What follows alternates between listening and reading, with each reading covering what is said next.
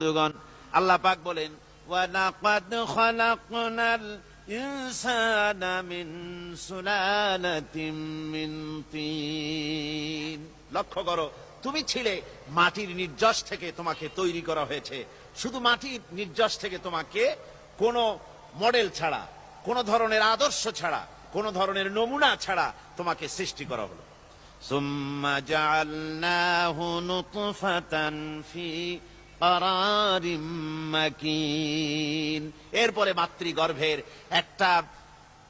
একটা অত্যন্ত সুরক্ষিত জায়গায় তোমাকে সংরক্ষণ করা হয়েছিল। সুম্মা খালাকনান নুতফাতা আলাকাতান ফাখালাকনাল আলাকাতা মুদগা। রক্তপিণ্ডকে, নাপাক পানিকে জমাট রক্ত করেছি, জমাট রক্তকে আমি আবার গোশত পিণ্ডে পরিণত করেছি। ফাকাসাউনাল ইযামা লাহমা। এরপরে সুন্দর করে চামড়া দিয়া, গোশত দিয়ে একটা আকৃতি তোমাকে দান করেছি। সুম্মা আনশানাহু খালকান আখারা ফাতাবারাকাল্লাহু আহসানুল খালিকিন। এরপরে সুন্দর একটা বিশেষ একটা আকৃতি দিয়ে তোমাকে আমি সুন্দর করে সুগঠিত করে তোমাকে তৈরি করেছি। সুম্মা ইন্নাকুম বাদা যালিকা লামাইয়িতুন।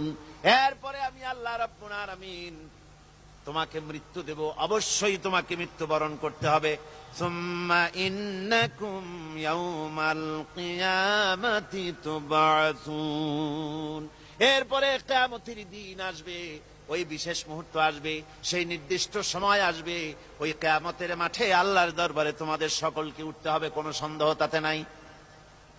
আল্লাহ পাক বলছেন وَأَعْتَدْنَا لِمَنْ كَذَّبَ بِالسَّاعَةِ سَعِيرًا। আমার এই পরকালকে, এই আখিরাতকে, কিয়ামতের দিনকে যারা অস্বীকার করবে, যারা মিথ্যা মনে করবে, আমি তাদেরকে জ্বলন্ত আগুনের শাস্তি তাদের জন্য রেখেছি। জোরে বলেন নাউজুবিল্লাহ।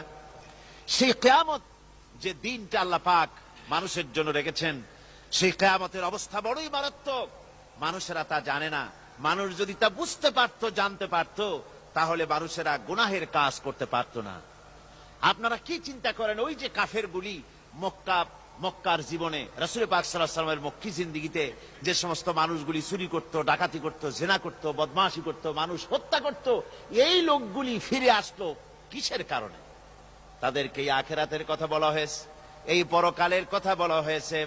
কোরআন শরীফে আল্লাহ রাব্বুল আলামিন পরকালের কথা, মৃত্যুর কথা, কিয়ামতের কথা, হাসরের কথা, সিরাতের কথা, মিজানের কথা, মওতের কথা যত বলেছেন, জান্নাতের কথা যত জায়গায় যতগুলা বলেছেন, সবগুলি আয়াতে কারিমা যদি এক জায়গায় করা যায়, তাহলে পুরা কোরআন শরীফের 1/3 10 পারার সমান হবে। জোরে বলেন সুবহানাল্লাহ। যেহেতু পরকালের চিন্তা ছাড়া মানুষের জীবন পরিচ্ছন্ন হতে পারে না, সুন্দর হতে পারে না, অপরাধ মুক্ত হতে পারে না।